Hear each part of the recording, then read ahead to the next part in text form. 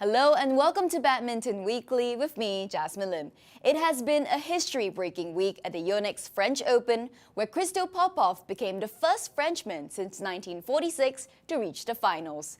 The world number 8 got local fans excited when he defeated Kunlavut Vititsan in the last four. However, Anders Antonsen prevented France from getting the first men's singles winner in 79 years. Selina Peak breaks down why both European players were the last men standing at the Super 750 event. Christo making the final as a Frenchman on his home soil, that's really impressive. And I think it's a significant milestone for the French badminton, because we know they have been developing and they have been producing some great results. And reaching a final at the French Open on home soil, it's something we shouldn't underestimate, and we should be really giving credits to Christo himself, the team, but also to the French badminton. It's something they can look forward to and to build on. And I've been watching him a few tournaments, and I think what really improved is his attack. Because before, he was not so dangerous from the backcourt. His attack was maybe a little bit too predictable or not so precise as it is now, but I could see him getting and gaining a lot of strength. He's becoming more explosive. And what sets him really apart from the rest is that he's still able, when he's playing long rallies or long games, he's being able to get some surprise shots, but also really getting angles on their shots and firing up to the lines. And that's something that makes him really dangerous, because he already had those skills from the front court. Good left skills, good variation, twisting his opponents from left to right. But now, especially in this tournament and maybe in the past few tournaments, he also has this attack who makes him unpredictable and dangerous from the backcourt. So players doesn't want to get him into the backcourt anymore. I would also say he really reduced his unforced errors. Antonsen would say the marathon man. I think what sets him apart and makes him tough to beat is that he is so consistent in his gameplay, and he is able to raise his level when he drops out in the first or the second game. And that's something a lot of players are not able to do. With his tiredness, he's still aiming those shots amongst the line, but he's also showing like, okay, for 34 shots, 44 shots, 50 shots, I don't care. I'm in this game and I won't make those unforced errors. Antonsen is very smart. He stayed composed, he's staying sharp, he's not letting himself forcing to make those unforced errors, and then he starts to getting these creative shots. His round the head smash cross court is like a deadly weapon. Yeah, that's amazing to see. It's a tough cookie to beat. He is doing very well, especially in the later half of this year. Beginning at the Indonesia Open, he won it. China Open semi-final. He's won bronze at the World Championship. Korea final. He's now in the final. So if that is considered as a not so good year, then hell, I would take that result if I was him. So I think it's still a good year, but looking at last year, it's always an Olympic year. So a lot of players are maybe not playing so much. There's always a shift in momentum. With Antonsen not getting a medal at the Olympics could be a huge motivation to do even better. He was hungry, and I think he jumped into that gap, resulting in maybe a little bit more tournament wins. So in that matter, you could say that he has had a better year last year, but then looking at his result in the past few months, I think he's really on a roll. So also in my opinion, he's doing something good again this year. It has been a wonderful 2 weeks for An Se-young, Huang Dongping and Feng Yanzhe. The three shuttlers were the only players or pairs to win 2 consecutive Super 750 titles this year. They were also the only champions in their disciplines to have successfully defended the French Open crown in the World Tour era. Here's what the history makers say about their amazing finals day.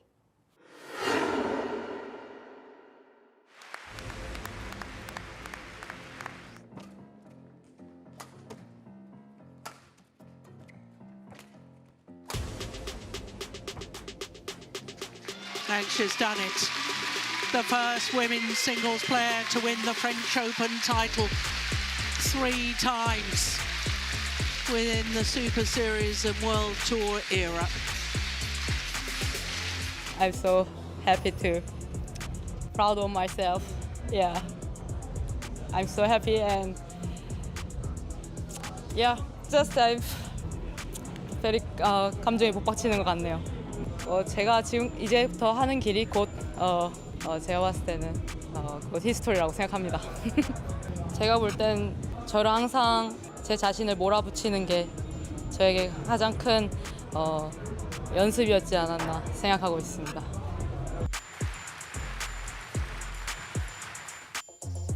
Good serve. Brilliant, brilliant. Chen and Jia and Wang Dongping become the first pair to win 2 consecutive mixed doubles titles here at the French Open. 我觉得这3周对我们来说是一个很大的挑战吧。特别从第1周开始到这一周，我觉得我们有一个这样的表现，其实是我和小冯不断的在比赛中去寻找问题、发现问题，并且我们2个齐心协力的想去解决问题。然后再加上在非常疲劳和累的情况下，我们又彼此的不断的提醒对方要有想赢的欲望、想赢的心。然后我觉得这个是这3周是一个意志品质的体现吧。我们不太知道这些的意思，而且我们不太会去关注这个东西，因为我觉得我们每一天最重要的就是要解决当下的一些东西，或者是可能今天比昨天进步一点，或者是这一站比上一站进步一点，对于我和小冯来说都是非常开心的吧。然后我觉得我们应该是要一步一步脚踏实地的这样走好。所以对于这个历史，我们听到以后我们会感觉到很开心，而且会觉得很自豪，但是可能我们不太会关注这个东西。Chen and Jia Yifan's brief reunion, which began with the Suwon Victor Korea Open, has now come to a close at the Yonex French Open. Despite not playing together since the Total Energies BWF Sudirman Cup in May, the 4-time world champions managed back-to-back semi-final appearances out of the 3 tournaments. In their final act as a pair, Chen and Jia reached the last 4 of the French Open by defeating Pearly Tan and Tina Muralidharan in straight games. However, the Olympic gold medalists felt that they had yet to reach their peak performance in the quarterfinal match against the world number 2. 这个跟我以前奥运会前的状态确实多少还是差很远嘛，我也40%，现在50-60%吧，差不多50-60%，就恢复到那时候，我觉得还是差太远了吧，很难恢复到那时候了。对，当然是有很多困难，因为可能在我们2个之间的配合上面没有什么太大的困难，主要是困难来自于自身，因为确实现在的竞技状态和恢复能力可能跟之前1年比的话可能会有所下降，所以更多的是思想上的一些变化，我们要随时的做出调整。现在这一刻觉得我们在场上的变数是很大的。对，确实是翻盘的那些也很多嘛，然后被翻的也很多，所以我觉得还是不到最后1分都是全力以赴。我们无比的渴望站在最高的领奖台上，因为这是我们最后一次合体的比赛。The former world number 1, however, could not replicate their best form in the semi-final, losing to compatriots Li Yijing and Luo Shimin, 21-16, 21-17. 觉得结果不是我们想要的，因为那个结果我们可能没有太看重结果吧。如果赢了的话，这是我们倒数第2场球。那么其实我们就是做好了是最后一场球的这个准备去上去的，因为确实我们2个已经经历了2战之后，体力都会有所下降。感受就是非常开心，然后站在场上，我觉得我们还是以前的那种感觉。重新回到高级别的赛场上嘛，确实是觉得。还能打进4强吧？我觉得2战都还可以，我觉得确实挺不容易的吧。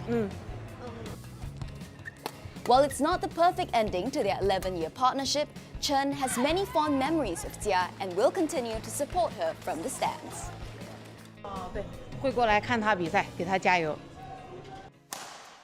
Yu-jung has announced her retirement from professional badminton after playing her final match at the Yonex French Open. The Korean shuttler posted the decision on Instagram, explaining that she had been considering retirement since the start of this year.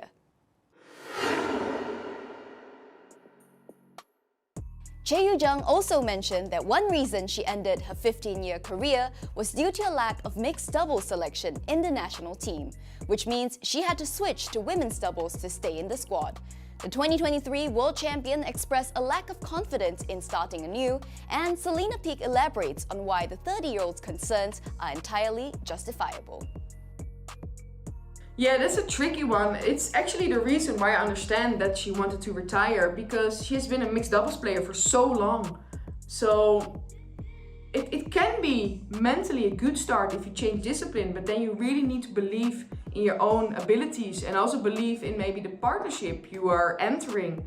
And I feel like Che is not a typical women's doubles player, especially not a typical Korean women's doubles player, because if you see at all the different pairing they have now, it's like they're much bigger, much stronger, perhaps more stamina, and that's something you really need to have nowadays to play women's doubles. If you are lucky, you play for an hour, so that's something you really need to commit to, and your body and your mind needs to be ready to do that. But also, they have like 3 or 4 really good pairings already, so where is her position going to be in that women's doubles? And in movement-wise, she's just a typical mixed doubles player. Fast, agile, really good at the net, good in intercepting. So either she needs to play with a girl who's very strong from the back, does the attack, does the setting up. If she doesn't see herself with a partner who's able to do that, I think it's going to be really tough for her. But also, if you are really mentally and physically be able to start a new partnership, because a lot of commitment is required for that women's doubles. You need to play a lot of tournaments to get up into that higher tournaments. And I think she saw that as too much of an effort, and I tend to agree with her. My reaction to Che, her retirement, I was actually a little bit shocked, because in my mind, she has started just a new partnership. So I was thinking she would like to continue to play this mixed doubles, and I think she had some decent results along the way for playing with such a young guy, and she has been able to give him a lot of experience, a lot of advice. So in my opinion, it's a little bit of shame that she stops already, because when I watched her on court, I didn't have that feeling that she really wanted to stop. So for me personally, it was more logic if she would have retired after the Olympics, when Seo started to play men's doubles. But then I saw her coming back with a new partner. I was like, okay, this is cool. She's jumping into a new partnership. She's ready for it. She has so much more to give. So to me, it was a little bit of a surprise to see her announcement, but I can also understand that if you are mentally a little bit drained and you need to play some discipline else, then maybe for her it was the only logic thing to do. I think it's a huge downgrade for the Korean mixed doubles. You can also see now they had 2 world-class mixed doubles before, with Kim Won-ho and Seo Seung-jae, and now there's a huge gap to fill. So in my opinion, it's really a shame, and it's going to be tough to fit in her footsteps, because she was one of those opponents who almost never had a bad day. And even though she was small and didn't look maybe so strong from the backcourt, she always found a way with her creative shots, and she was so good in anticipating.